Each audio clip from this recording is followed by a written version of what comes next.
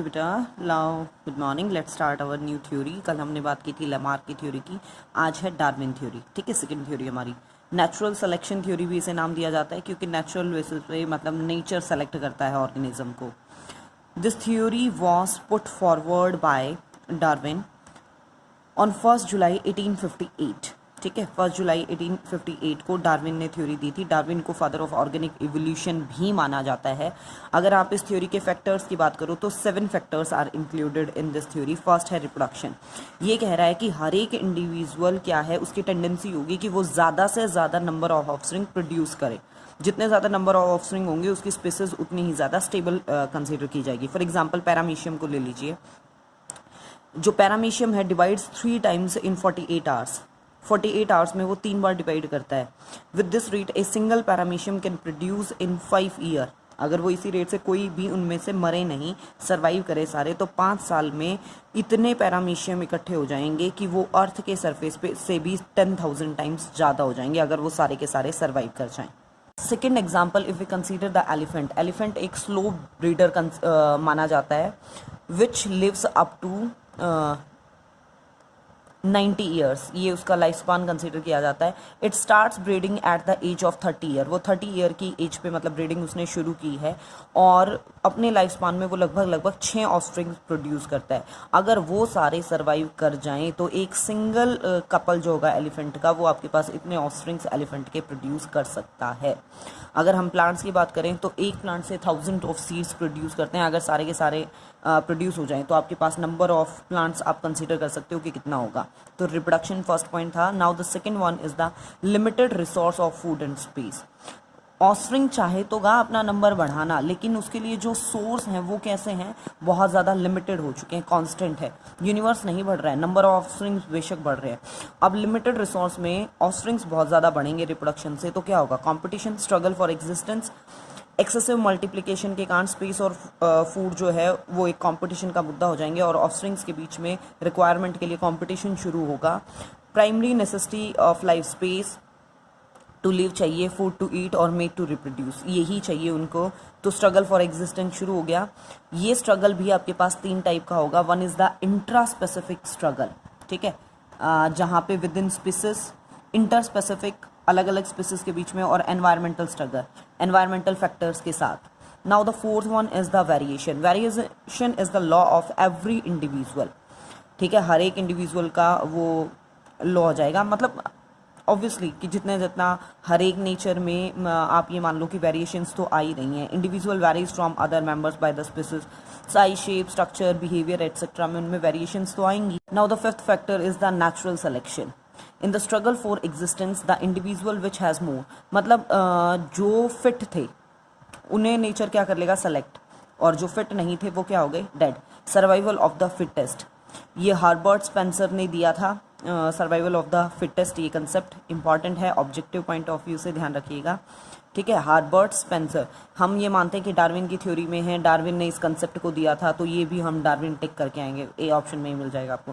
लेकिन ये दिया है सर्वाइवल ऑफ द फिटेस्ट वाला हर्बर्ट स्पेंसर ने। The individual which survive in the struggle for existence grow into adult, जो सर्वाइव कर गए वो अडल्ट में कन्वर्ट होंगे, यंग वंस प्रोड्यूस करेंगे और सेम उसी उसमें अपने ऑफस्प्रिंग्स को बढ़ाएंगे। Inheritance of the useful variation, कि जो इंडिविजुअल सेलेक्ट हुए हैं नेचर के थ्रू, वो अपनी यूजफुल वेरिएशन को एक जनरेशन से दूसरी जनरेशन में पास करेंगे। दस इंडिविजुअल दस fit parents will also be fit, कि अगर कोई पेरेंट्स फिट है तो उनके इंडिविजुअल, उनके ऑफस्प्रिंग्स भी क्या रहेंगे? Fit. He held that any variation which is favourable could be inherited, कि जो भी आपके पास वेरिएशन काम की है वो एक जनरेशन से दूसरी जनरेशन में भेजी जा सकती है। ये थ्योरीज के पॉइंट हैं, अपने लॉ ना लगाइएगा इस पे please. Formation of new species, धीरे धीरे वो वेरिएशन इकट्ठी होती रहेंगी, एक जनरेशन से दूसरी जनरेशन में पास होती रहेंगी और धीरे धीरे वो इकट्ठी होके एंसेस्टर से बिल्कुल नई स्पीसीज को वो तैयार कर देंगे। These are the factors of the Darwin theory. Now see the criticism, कि उसके एविडेंसेस में कौन। देखिए जी, आर्टिफिशियल सिलेक्शन, नेचुरल और आर्टिफिशियल सिलेक्शन में क्लोज पैरेललिज्म है। नेचुरल सिलेक्शन में नेचर काम करता है, आर्टिफिशियल सिलेक्शन में ह्यूमन बीइंग काम कर रहा है, और दोनों ही क्या है? New species by natural selection से वो नई स्पीसीज बनाते हैं, plant breeder, animal breeder, artificial selection में ह्यूमन बीइंग का रोल आ जाता है। Correlation between nectaries of flower and proboscis of insect, आपने पॉलिनेशन में पढ़ा था कि इंसेक्ट्स जो हैं वो फ्लावर के अंदर वो करते हैं, पॉलिनेशन करते हैं, नेक्टर लेने वो आ रहे हैं। कुछ ध्यान आ रहा है साल्विया प्लांट में? Position of nectaries in the flower is wonderful, मतलब लेंथ ऑफ प्रोबोसिस इंसेक्ट का कि वो वहीं तक आएगा, वहीं हेड रीजन डालेगा, उसकी बैक पे वो आएगा और पॉलन ग्रेन छोड़ देगा, वो किसी नेक्स्ट प्लांट पे जाएगा, वो सारी स्टोरी। मतलब इनके बीच में जो को रिलेशन है वो एक जनरेशन में तो अचानक से बन नहीं सकता है। इसका मतलब क्या है? धीरे धीरे धीरे धीरे वो वेरिएशन इकट्ठी हुई थी, मतलब डार्विन की बात ठीक थी। Mimicry and protective colouration, mimicry करना, किसी की कॉपी करना। प्रोटेक्टिव कलरेशन प्रोड्यूस्ड, मतलब ये जैसे एलिगेटर, सॉरी ये हैं ये बैकग्राउंड के अकॉर्डिंग अपना कलर जो चेंज कर लेते हैं, वो सारी क्या है? मिमिक्री, किसी की कॉपी करना, वो सारी चीज़ें क्या हैं? मतलब ये डार्विन की थ्योरी को कहीं ना कहीं ठीक प्रूव कर रहे हैं। अब थ्योरी के अगेंस्ट के point, inheritance of small variation. Darwin held that small variation are the raw for the evolution. उसने ये कहा, ठीक है, this means the organ appear small structure gradually, कि जो आज के दिन ऑर्गन है वो धीरे धीरे धीरे धीरे मतलब बड़ा बना है। वो पहले छोटा सा स्ट्रक्चर था और बहुत जनरेशन के बाद वो परफेक्ट में कन्वर्ट हुआ है पर्टिकुलर ऑर्गन में। But these are certain organism which are organs which are useful for the organism in the fully developed stage. For example wings of birds, एक बर्ड्स में विंग्स हैं, अगर एक स्पीसीज में वो थोड़े से बने तो वो तो जब फुली डेवलप हो चुके हैं वो सिर्फ और सिर्फ तब कामयाब हैं, अदरवाइज तो वो कामयाब ही नहीं है। तो ये थोड़ा सा डिफ़िकल्ट था इनहेरिटेंस करना, कि जो छोटी छोटी वेरिएशंस हैं वो नई स्पीसीज बना सकती हैं। प्रेजेंस ऑफ वेस्टिजियल ऑर्गन, ये कह रहे हैं कि जो सिर्फ काम की चीज़ें थी वो एक जनरेशन से दूसरी जनरेशन में पास हो रही हैं, लेकिन वेस्टिजियल ऑर्गन के आज भी ह्यूमन बॉडी में या अदर ऑर्गेनिज्म में प्रेजेंट है। जब वो काम के ही नहीं है तो वाई दीज आर प्रेजेंट? उन्हें तो अब तक डिसअपियर हो जाना चाहिए था, लेकिन वो हैं।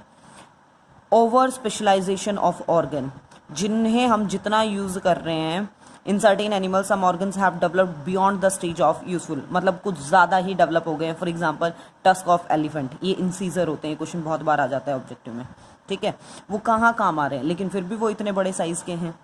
दीज ऑर्गन इवन क्रिएट, बल्कि वो उनके लिए डेली लाइफ में प्रॉब्लम ही क्रिएट कर रहे हैं। जो ये कुछ पॉइंट थे जो डार्विन की थ्योरी के अगेंस्ट चले जाते हैं।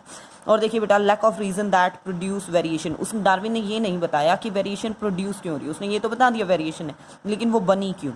डिफरेंसेस बिटवीन कंटिन्यूस और डिसकंटिन्यूस वेरिएशन वो नहीं बता पाया, कि जो हम पढ़ चुके हैं कंटिन्यूस और डिसकंटिन्यूस वेरिएशन, वो उनमें डिफ्रेंशिएट नहीं कर पाया। लेमार्की और डार्विन की दोनों की थ्योरी को मिला के एक नई थ्योरी दी गई थी, नियो लेमार्किज्म। इसमें नंबर ना पुट कीजिएगा कोई, ठीक है। The evidences for the inheritance of the acquired character revived, थोड़ा सा चेंज किया गया लेमार्क की थ्योरी को। These revival of Lamarckism is a modified form, और इसी मॉडिफाइड फॉर्म को नियो लेमार्किज्म नाम दिया गया। इसके क्या क्या पोस्टुलेट थे? Germ cells are not always immune from the affect of, ज़रूरी नहीं है कि जर्म सेल्स हमेशा एनवायरनमेंट के अफेक्ट से बचे रहें, उन पर अफेक्ट आ सकता है। वो डायरेक्टली भी एनवायरनमेंट के थ्रू अफेक्ट आ सकते हैं, मतलब सोमेटिक सेल पे ज़रूरी नहीं, डायरेक्टली भी उनके ऊपर अफेक्ट आ सकता है, जैसे टावर का एक्सपेरिमेंट था, पोटैटो बीटल एक्सपेरिमेंट जो था। जर्म सेल्स में कैरी एक्वायर्ड और सोमेटिक वेरिएशन कैसे भी हो सकते हैं, जर्म सेल्स के पास होगी कि वो उस एक्वायर्ड और सोमेटिक वेरिएशन को ऑफस्प्रिंग्स तक पहुंचाए, जो हैरिसन्स मोथ का एक्सपेरिमेंट था जो हमने लास्ट वीडियो में कवर किया था। Now the third theory, Lamarck फिर डार्विन, अब थर्ड थ्योरी है म्यूटेशन और ह्यूगो डी वेरिस थ्योरी। ये म्यूटेशन का कंसेप्ट ह्यूगो डी वेरिस ने दिया था 1901 के अंदर। ये थ्योरी कहती है कि नई स्पीसीज बनेगी एक सिंगल स्टेप के अंदर। आज कुछ है, मतलब बहुत गोरे पेरेंट्स हैं और उनके एकदम से काली ऑफस्प्रिंग्स प्रोड्यूस हो जाएं, काले ऑफस्प्रिंग्स बन जाएं, तो ये pre in a single generation sudden discontinuous inheritable genetic variation called mutation के थ्रू, जो हम कर चुके हैं कब। अपनी थ्योरी को प्रूव करने के लिए ह्यूगो डी वेरिस ने एक एक्सपेरिमेंट किया। उसने एक्सपेरिमेंट किया था इवनिंग प्राइमरोज प्लांट के ऊपर, जिसका साइंटिफिक नेम है ओइनोथीरा लेमार्कियाना। उसने ऑब्जर्व किया कि कुछ प्लांट्स इवनिंग प्राइमरोज के वो मतलब नॉर्मल से अलग थे, उनके अंदर थोड़ी थोड़ी वेरिएशंस थी, और कुछ थे जो अपने मतलब और प्लांट्स थे, उनका ग्रुप था, उनसे लार्ज वेरिएशंस हैं। मतलब कुछ प्लांट्स हैं जो थोड़े थोड़े अलग हैं आपस में एक दूसरे से, और कुछ के अंदर बहुत ज़्यादा वेरिएशन है। उसने नॉर्मल प्लांट लिया एंड रेज इट्स सीड, और सेल पॉलिनेशन के थ्रू उसके सीड लिए। उसने क्या देखा इन सीड्स को जब उसने ग्रो किया कि नॉर्मल, कि मोस्टली जो प्लांट है वो नॉर्मल प्लांट की तरह ग्रो कर रहे हैं, लेकिन कुछ प्लांट अपने पेरेंट से और जो अदर प्लांट से उनसे वेरी कर रहे हैं। जो अलग प्लांट थे उनके अंदर वेरिएशन थी साइज ऑफ फ्लावर्स में, शेप ऑफ लीव्स में, कलर ऑफ स्टेम में, साइज ऑफ सीड और ब्रिड्स के अंदर, ठीक है, सॉरी बर्ड के अंदर।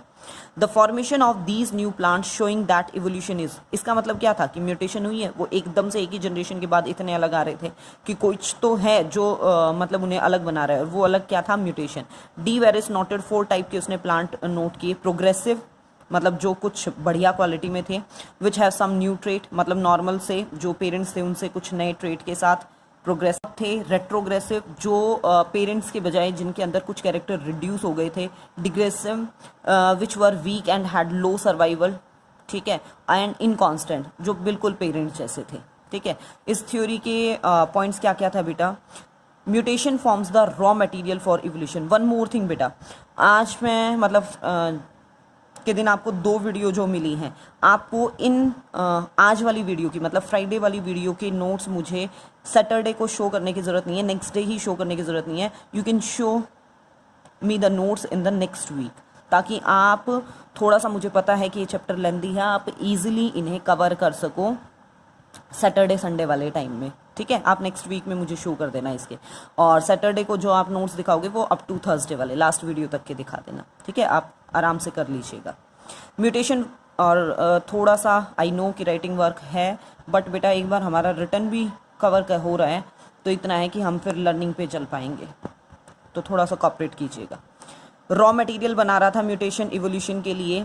म्यूटेशन हमेशा सडनली आ रहा था, अफेक्ट उसके इमीडिएट थे। डिफरेंट फ्रॉम द पेरेंट्स, जो नए ऑफस्प्रिंग बन रहे थे वो इमीडिएटली डिफरेंट थे, उनके बीच में कोई इंटरमीडिएट स्टेज नहीं थी। Mutations are recurring, that is the same mutation appear again and again to increase the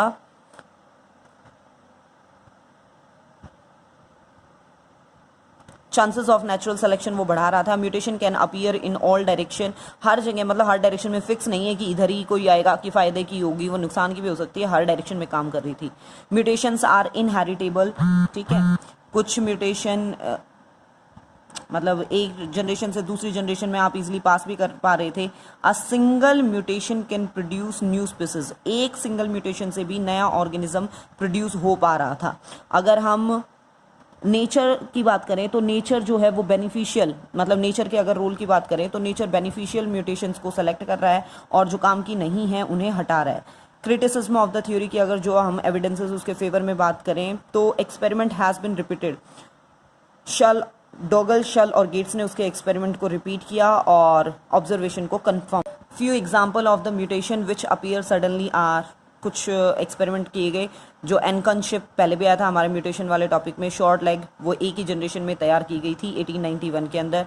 hornless cattle 1889 में तैयार की गई। हेयरलेस कैट, डॉग एक ही सिंगल स्टेप में ही बने थे। Evening primrose has 14 chromosome थे, उसमें म्यूटेशन के थ्रू 16, 20 इतने क्रोमोसोम वाले प्लांट तैयार हुए। Mutants from the independent species से वो म्यूटेशन शो कर रहे थे। Mutation have a genetic basis, मतलब म्यूटेशन ये नहीं है कि सिर्फ थियोरटिकल था, इसका जेनेटिक बेस था, इसलिए ये इनहेरिटेबल भी था। अगर हम इस थ्योरी के अगेंस्ट के पॉइंट कंसीडर, म्यूटेशन रेयर होती है लेकिन इवोल्यूशन रेगुलर हो रहा है, तो क्या ये पॉसिबल है कि म्यूटेशन के बेसिस पे ही इवोल्यूशन हो? द केस ऑफ रिजेम्बलेंस, जैसे हम मिमिक की बात कर रहे हैं, मॉडल की बात कर रहे हैं, साल्विया में जो पॉलिनेशन की हमने बात, क्या वो चीज़ एक सिंगल स्टेप में ये सब कुछ, इतना प्रोबोसिस का साइज, इतना सब कुछ मैच होना पॉसिबल था? म्यूटेशन मोस्टली रिसेसिव होती हैं, generally dominant mutation can bring the, और जो इवोल्यूशन है वो मोस्टली डोमिनेंट के कारण आ सकता है। तो कैसे ये चीज़ पॉसिबल थी? फिर भी सिग्निफिकेंस क्या था थ्योरी का? इसने इवोल्यूशन की तरफ अटेंशन खींच ली थी सबकी, ये उसका मेन पॉइंट था। इसी नेक्स्ट वीडियो में कवर करते हैं बेटा present theory. Again I am saying, आप नोट्स 2 दिन में बिल्कुल आराम से बना लीजिएगा।